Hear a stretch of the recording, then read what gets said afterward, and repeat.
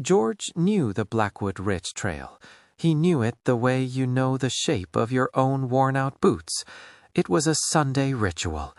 3 hours in, a packed lunch at the summit, 3 hours back before dusk. Predictable. Safe. He stopped to retie his bootlace, kneeling on the hard-packed earth. When he stood up, something caught his eye. Just off the beaten path, perhaps 20 feet into the denser brush, there was a shimmer. Not sunlight on water, but something iridescent, like oil on a puddle, hanging in the air. Curiosity is a quiet trap. George took one step off the trail, then another. He pushed aside a heavy hemlock branch to get a better look. The shimmer vanished the moment he passed the tree line. George frowned, turned around to step back onto the trail, and stopped cold. The trail was gone. A cold knot formed in George's stomach. Not panic, not yet, just a profound sense of wrongness. He checked his compass. The needle was spinning lazily, refusing to settle on north. He checked his phone. No signal, just a black screen mirroring his own widening eyes. The forest around him had changed. The familiar pines were replaced by trees he didn't recognize. Their bark was smooth and pale, like old bone, and their leaves were a deep, almost black violet. They didn't rustle in the wind. They chimed softly, like distant glass bells. After an hour of walking through the violet twilight of this strange woods, he found the first thing. It was in a small circular clearing. The light here was dim, a soft aqueous gray. In the center of the clearing sat an armchair. It wasn't a piece of furniture dumped by someone. It had grown there. The structure was woven from thick, dark roots, twisted perfectly into the shape of a high-backed reading chair. And covering it, cushioning it, was a layer of velvety gray fungus, soft as moleskin. It looked inviting. It looked impossibly comfortable. It looked hungry. He backed away slowly, eyes fixed on the breathing furniture. He turned and ran, heedless of direction, the soft moss swallowing the sound of his flight. The forest seemed to encourage him deeper.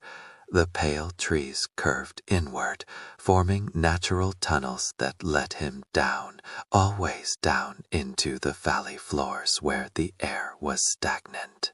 Night didn't fall in this place. It seeped up from the ground. The shadows turned from gray to indigo.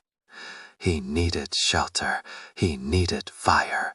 But every stick he picked up felt strangely slick, damp with an unrecognizable sap that wouldn't light. As the true darkness settled, George huddled beneath the roots of one of the giant pale trees.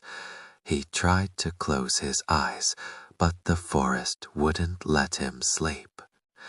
In the profound silence, he heard a sound. It wasn't an animal. It wasn't the wind. It was a voice, soft, melodic, and terrifyingly familiar. It was humming a lullaby his mother used to sing 50 years ago, and it was coming from just behind the tree he was leaning against. George didn't dare turn. The voice was so gentle, a melody woven from memory and mist. But a primal fear pulsed in his veins. This forest didn't just take, it seduced. It promised comfort, a soft, velvety embrace that would turn into a tomb.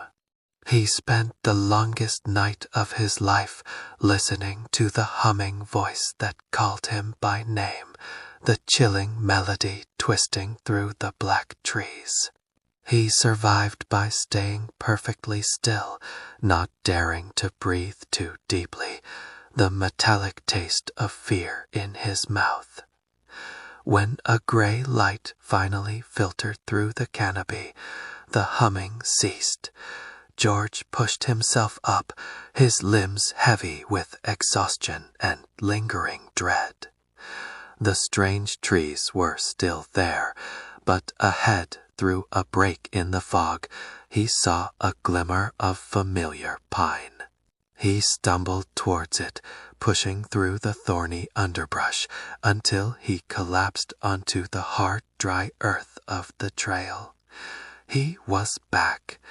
But as he looked back over his shoulder, the dense canopy of the violet trees seemed to close, swallowing the secrets that pulsed in the soft, velvety darkness. Short-lived, the forest silence was not the absence of sound, but a gathering.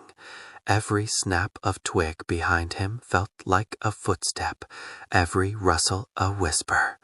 He quickened his pace, the familiar trail blurring into a desperate flight. The sun was barely a suggestion above the tree line, casting an eerie, elongated blue glow.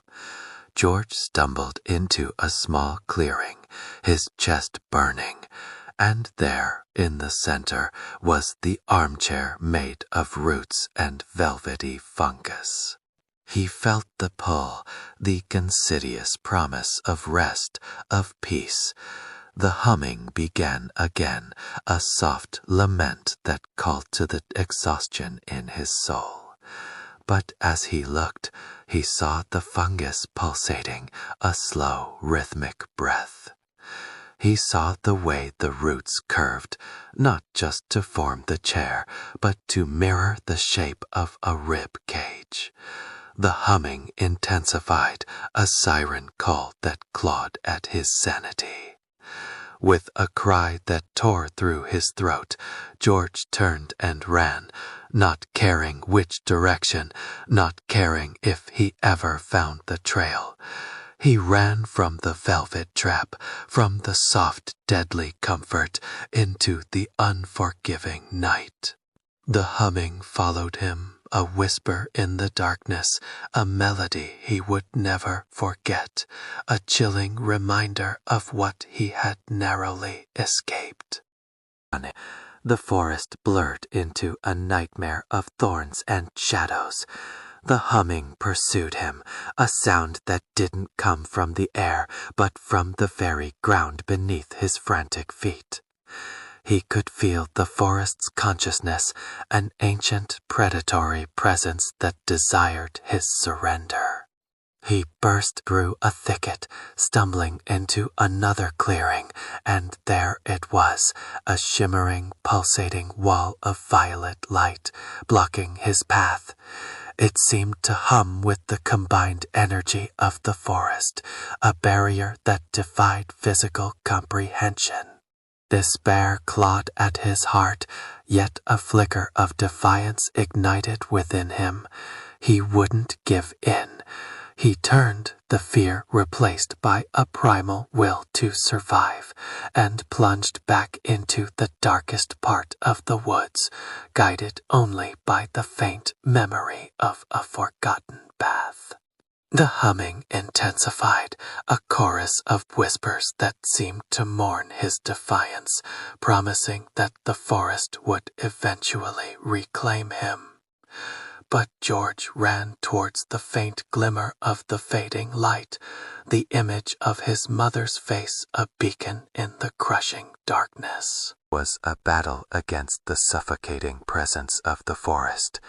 The humming was no longer a distant lullaby, but a deafening chorus in his ears, a symphony composed of lost souls and forgotten hopes. He stumbled, gasping for air, the metallic taste of fear a constant companion.